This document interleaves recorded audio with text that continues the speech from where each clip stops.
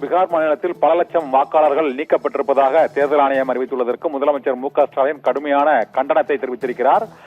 நம்மிடம் உள்ள அனைத்து ஜனநாயக ஆயுதங்களையும் பயன்படுத்தி எதிர்த்து குரல் கொடுப்போம் என்றும், பீகார் அரசுக்கு அங்கு உள்ள எதிர்க்கட்சிகளுக்கு எப்போதும் துணை நிற்போம் என்றும் முதலமைச்சர் மு.க.ஸ்டாலின் தெரிவித்திருப்பதுடன் நெருப்புடன் விளையாட வேண்டாம் என்ற எச்சரிக்கையையும் தேர்தல் ஆணையத்திற்கு முதலமைச்சர் மு.க.ஸ்டாலின் விடுத்துள்ள அறிக்கையில் அவர் கூறியிருக்கிறார். பீகார் மாநிலத்தில் சார் என்று அழைக்கப்பட்டும் ஸ்பெஷல் இன்டென்சிவ் ரிவிஷன் என்று அழைக்கக்கூடிய சிறப்பு வாக்காளர் பட்டியல் தீவிர திருத்தம், அந்த திருத்தத்தில் பல லட்சம் வாக்காளர்கள் பாரதிய ஜனதா கட்சிக்கு எதிரானவர்கள் நீக்கப்பட்டிருக்கிறார்கள் என்றும், ஜனநாயகத்தில் ஒரு தரப்புக்கு எதிரானவர்கள் அடுத்த தேர்தலில் நீக்கப்படுவதை ஒருபோதும் ஏற்றுக்கொள்ள முடியாது என்றும் முதலமைச்சர் மு.க.ஸ்டாலின் விடுத்துள்ள அந்த அறிக்கையில் அவர் தெரிவித்திருக்கிறார். இதன் மூலமாக ஜனநாயகம் ஒருபோதும் தோற்கடிக்கப்படாது என்றும், தமிழகம் இதற்கான குரலை வலுவாக எழுப்பும் என்றும், இந்த அநீதிக்கு எதிராக அனைத்து ஜனநாயக சக்திகளும் ஒரே ஆயுதமாக திரண்டு நின்று இந்த சிறப்பு தீவிர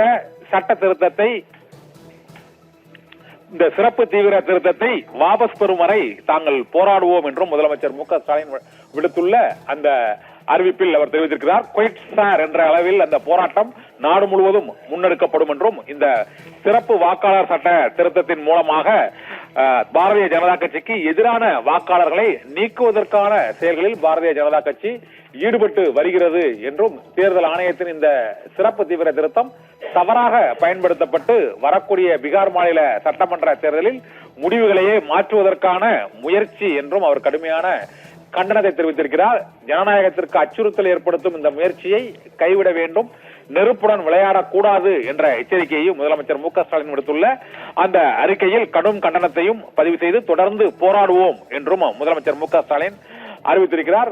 வாக்காளர் பட்டியல் சிறப்பு திருத்தம் தவறான ஒரு முன்மாதிரியாக திகழும் என்றும், ஒட்டுமொத்தமாக அனைத்து மாநிலங்களும் இதில் பாதிக்கப்படக்கூடிய அபாயம் இருக்கிறது என்றும், புறக்கணிக்கப்பட்ட மக்களின் பெயர்களை எல்லாம் வாக்காளர் பட்டியலில் இருந்து நீக்க இந்த தீவிர திருத்த சட்டம் முயற்சிக்கிறது என்றும், புறக்கணிக்கப்பட்ட மக்களின் குரலாக திமுக என்றும் குரல் கொடுக்கும் என்றும் முதலமைச்சர் மு.க.ஸ்டாலின் விடுத்துள்ள அந்த அறிக்கையில் கடும் கண்டனத்துடன் போராட்டம் தொடர்ந்து நாடு தழுவிய அளவில் நடைபெறுவதற்கு முன்னெடுப்போம் என்றும் முதலமைச்சர் மு.க.ஸ்டாலின் விடுத்துள்ள அந்த அறிவிப்பில் தெரிவிக்கப்பட்டிருக்கிறது.